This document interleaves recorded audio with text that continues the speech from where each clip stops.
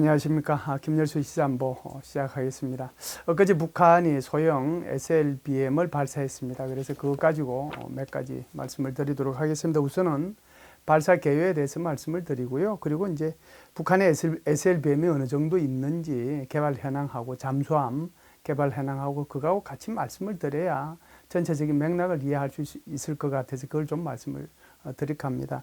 세 번째는 이제 이 SLBM을 발사를 했는데 이것이 가지는 의미가 뭔지, 그리고 이제 미니 SLBM을 발사를 했는데 그 발사의 의도하고 말씀을 드리고, 마지막으로는 한국의 대응 순으로 이렇게 크게 5분야로 나눠서 말씀을 드리도록 하겠습니다.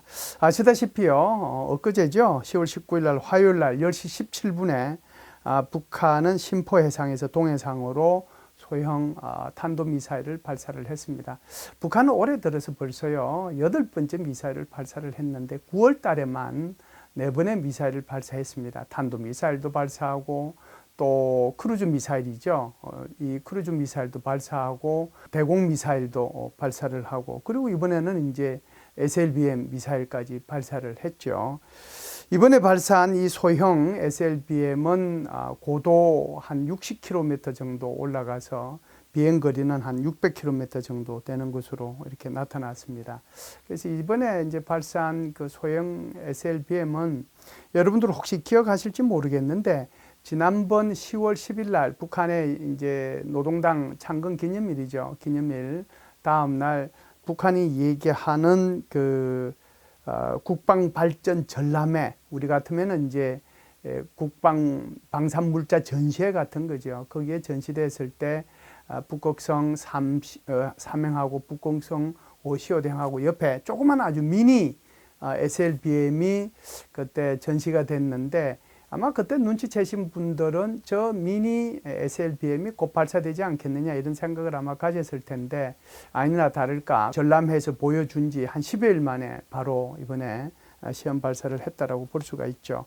그래서 이번에 발사한 SLBM은요, 북한판 이스칸데르, 우리가 KN-23이라고 하죠. 북한판 이스칸데르의 개량형, 그것을 이제 북한판 이스칸데르를 SLBM으로 바꾼 그런 개량형이라고 볼 수가 있습니다. 심포급이죠. 2000톤급 그 잠수함에서 발사를 했는데, 북한이 밝힌 것처럼 그 심포급 잠수함은 824 영웅함이라고 이렇게 명명이 되어 있습니다. 그래서 여러분들 북한이 그 발표한 내용을 보면 이 소형 SLBM이 발사돼서 날아가는 장면 사진 3컷하고 그 옆에 잠수함이 이렇게 부상해서 떠오르는 함교에 숫자가 적힌 걸 아마 보셨을 겁니다. 그게 824거든요. 824 영웅함이라고 북한이 얘기하는데, 이것은 2016년도 8월 24일 날 북한이 처음으로 북극성 1형을 발사했을 때 바로 그 잠수함입니다. 그 잠수함을 명명을 한 거죠. 그래서 그것이 824 영웅함인데, 이번에도 똑같은 잠수함에서 발사가 됐다, 이렇게 우리가 추론해 볼 수가 있겠습니다.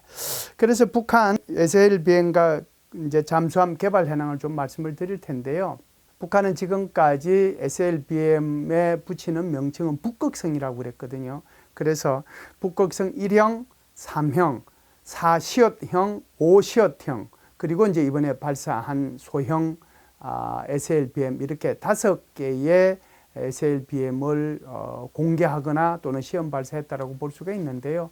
제가 중간에 하나 빠뜨렸죠. 그게 뭐냐면 북극성 2형인데요.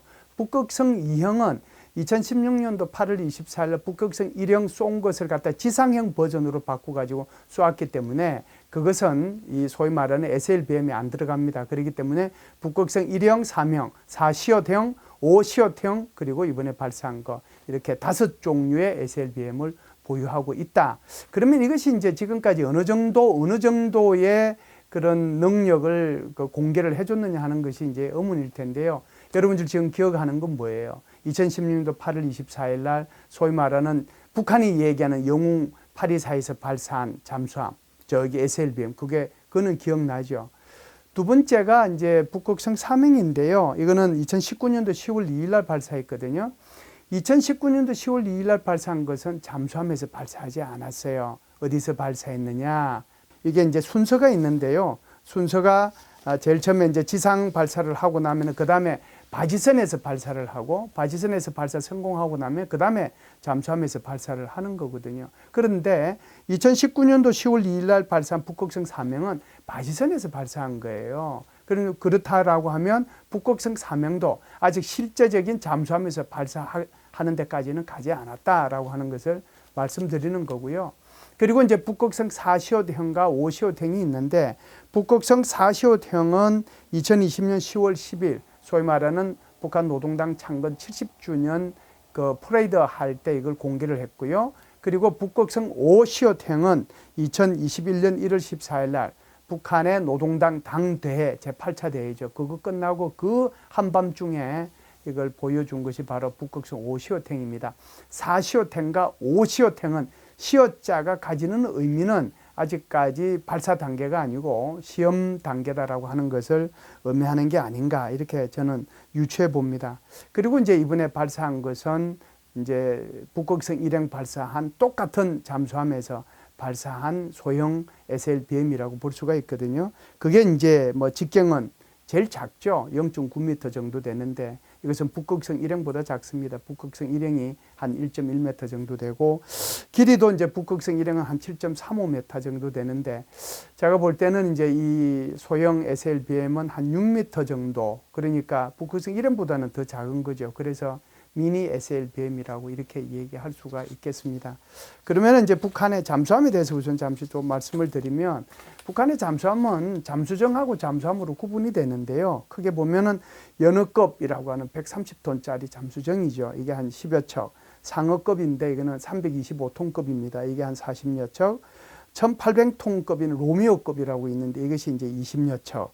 이렇게 하면 아마 70여 척 될 겁니다. 여기에 이제 확인된 것이 바로 신포급이라고 하는 뭐 고래급 또는 신포급이라고 얘기하는데요. 이게 2016년도 8월 24일 날 이제 공개가 됐다라고 볼 수가 있는데 이거 한 척 포함해서 한 70여 척 정도 됩니다. 그리고 나서 북한이 이제 그 공개한 잠수함이 하나 있는데요.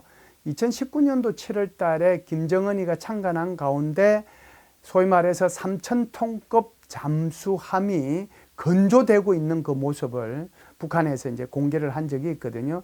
이 잠수함은 3,000톤급이지만 이것은 아직까지 진수식도 가지지도 않았고 여기에 대해서 실전 배치도 아직 이루어지지 않은 그런 그 잠수함이라고 볼 수 있습니다.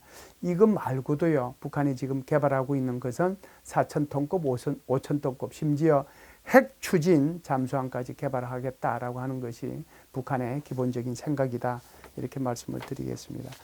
그러면 이제 이번에 쏜 SLBM을 포함해서 이 SLBM이 가지는 의미에 대해서 좀 말씀을 드리겠습니다. 소위 말해서 이제 핵 그 전력은 삼축 체제를 유지하거든요. 첫 번째가 지상에서 발사하는 소위 말해서 인터컨티넨탈 발리스틱 미사일이라고 볼 수 있고요. 두 번째는 전략 폭격기에 의해서 소위 말해서 이제 핵탄두 미사일을 발사할 수가 있지 않겠어요? 세 번째가 이제 바로 잠수함에서 발사하는 SLBM이라고 볼 수 있는데 땅과 하늘 그리고 바다 밑에서 발사하는 것 중에서 땅에서 발사하는 거나 또는 하늘에서 발사하는 것은 레이더에 이제 잡히기도 쉽고 사실상 요격하는 것도 뭐 어렵긴 어렵지만 그렇게 시간이 좀 걸리기 때문에 이게 요격하는데 그렇게 이 수중에서 발사하는 것보다 어렵지는 않습니다. 그런데 잠수함 발사 탄도미사일은요, 여러분들 굉장히 어렵습니다. 왜 그러냐면 잠수함 자체가 굉장히 은밀성을 가지고 있거든요. 그래서 이 잠수함을 추적한다는 게 굉장히 어렵습니다. 그래서 목표 지점 가까이 가서 SLBM을 쏘아버리면 여기에 대응할 수 있는 시간 자체가 없어요. 그렇기 때문에 소위 말하는 이제 응징 보복력을 가지는 세컨드 스트라이크라고 얘기하죠. 세컨드 스트라이크의 핵심적인 수단이 바로 SLBM이라고 볼 수가 있고요. 모든 핵무기 보유 국가가 가지는 마지막 꿈이 바로 이 SLBM을 가지는 것이라고 볼 수가 있습니다.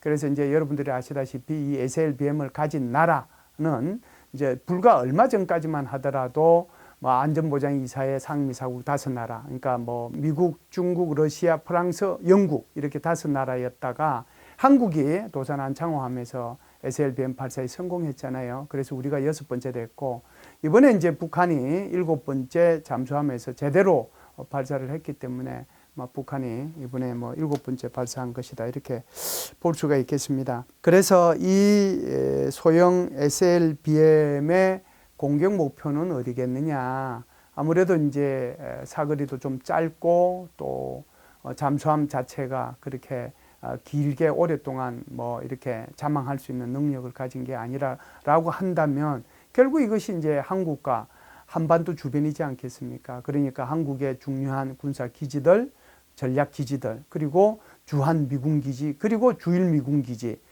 소위 말하는 연합사의 후방 기지들이 그 대상이 될 수 있겠다라고 볼 수가 있습니다. 그러면은 이번에 소형 그 SLBM이 왜 하필 이 시기에 이렇게 발사가 됐느냐, 이걸 가지고 한번 연계해 볼 수가 있을 텐데요. 첫 번째는 그냥 북한 스스로가 생각하고 있는 소위 말해서 군사력 건설 5개년 계획, 이거 올해 북한의 당대회 제8차 당대회 때 밝혔지 않았습니까? 아주 첨단 무기를 아주 조목조목 어떤 것들을 개발해 나가겠다라고 얘기를 했는데 그 중에 하나로서 이제 이걸 개발을 해서 개발만 하면 뭐합니까? 시험 발사해서 실전 배치해야 되니까 그것 때문에 이제 한 거다라고 보는데요. 왜 하필 이제 이것이 19일이냐 하는 거죠. 그 19일 날은 여러분들 아시다시피 미국의 DNI 그 수장이죠. 미 정보 뭐 16개, 17개 전체 정보 기관들을 다 통과하는 헤인즈 국장이 한국에 왔었고요. 그래서 이제 일본의 정보 수장하고 우리 한국의 박지원 국정원장하고 같이 세 명이서 여기에 대해서 회동을 하고 있었는데 그 회동 시간에 맞춰서 이걸 시험 발사를 했단 말이죠. 이것은 바로 뭐 어떻게 보면 미국한테 대북적 대시 정책을 철회하라라고 하는 그런 압력과 함께 향후에 미국과 있게 될 그런 북미 회담에서의 협상력을 제고하기 위한 그런 목적이지 않겠는가 이렇게 생각을 합니다. 세 번째는 이런 생각도 할 수 있어요. 왜 그러냐면 이번에 발사한 것이 북한으로 생각할 때는 그런 거죠. 북한으로 생각할 때는 이것이 뭐 장거리 미사일도 아니고 또 핵 미사일, 핵 실험한 것도 아니기 때문에 유엔 안보리에서 이 문제가 논의되지 않을 것이라는 어떤 희망, 기대 이런 것들이 있었다라고 볼 수가 있겠죠. 그래서 이런 여러 가지 요소들이 중청적으로 작용하면서 19일 날 이런 소형 SLBM을 발사하지 않았는가라고 생각을 합니다. 그러면 마지막으로 한국의 대응에 대해서 말씀을 드리도록 하겠습니다. 기본적으로 우리가 알아야 될 것은요. 한국은 SLBM을 발사하든 뭐 IRBM을 발사하든 한국은 이것이 국제법에 전혀 저촉되지 않습니다. 한국은 주권국가로서 이걸 할 수 있는 권한을 누구나 다 가지고 있는 것처럼 갖고 있어요. 북한이 계속 이중잣대를 얘기하고 있는데요. 북한은 유엔 안전보장이사회에서 탄도미사일을 적용한 어떠한 발사체도 발사해서는 안 된다라고 안전보장이사회 결의안을 통과시켰습니다. 여기에는 중국도 동의를 했고 러시아도 동의를 한 겁니다. 그렇기 때문에 북한은 어떤 종류의 SLBM도 발사해서는 안 됩니다. 어떤 종류의 발라스틱 미사일, 탄도미사일도 발사해서는 안 됩니다. 그 발사하는 것 자체가 안보리 결의를 위반하는 것이죠. 북한이 이것만 지금 위반하고 있는 건 아닙니다. 지금 중국의 그 전력 쇼티지가 나가지고 석탄 부족 때문에 이렇게 생기다 보니까 중국에다가 석탄 수출까지 하고 있거든요. 이 석탄 수출도 못하도록 안전보장이사회 결의안에 되어 있습니다. 철강도 수출하지 못하도록 되어 있거든요. 지금 이제 북한은 이런 안보리 결의안을 어기고 이런 것들을 행하고 있는 것이죠. 그래서 우리 정부는 북한과의 어떤 대화 그리고 한반도 평화의 중요성 그런 것들을 생각을 하면서 대화로 복귀를 촉구하고 유감을 표명했습니다마는 우리가 알고 있어야 되는 것은 이런 분야를 정확하게 알고 있어야 된다. 그리고 한국과 미국과 일본 그리고 자유민주주의 국가들이 여기에 공동으로 대응을 할 필요도 있다. 이런 생각을 합니다. 이제 군사적으로 이제 대응의 필요성인데요. 여러분들 이번에 이제 이 소형 SLBM은 제가 아까 말씀드렸다시피 한국판 이스칸더르 KN-23이라고 말씀드렸잖아요. KN-23의 특징이 뭡니까? 플럭 기동을 하고 해피 기동을 한다라고 했거든요. 북한에서 정확하게 이렇게 발표를 했습니다. 이번에는 측면 기동과 활공 도약 기동을 확인했다. 이 말이 무슨 말이에요? 똑같이 풀압 기능을 한다는 것을 확인했다라고 하는 거거든요. 여러분들 이스칸데르도 마찬가지고 여기 지금 이것이 이번에도 레이더에 이렇게 포착하는 게 쉽지는 않았을 텐데 이런 것들이 사실이라고 한다면 여기에 대응하기가 굉장히 힘들다는 거죠. 게다가 이제 우리 한국 주변 남한 주변에 와서 만일 이런 소형 SLBM을 발사하면 굉장히 이걸 포착해서 이걸 요격하기가 힘들 겁니다. 그래서 여기에 대해서 우리 대응 체계를 다시 한번 검토할 필요가 있겠고요. 두 번째는 이제 이것뿐만 아니고 북극성 4시호태형, 북극성 5시호태형, 그리고 북한이 지금 개발하고자 하는 3,000톤급, 4,000톤급, 5,000톤급 이런 핵 추진 잠수함 등에 이르기까지 여기에 대응해서 우리는 어떻게 여기에 대비를 할 건가, 여기에 대한 진지한 고민을 좀 하고 대비책을 마련해야 되지 않겠는가라고 생각을 합니다. 이상 마치겠습니다. 감사합니다.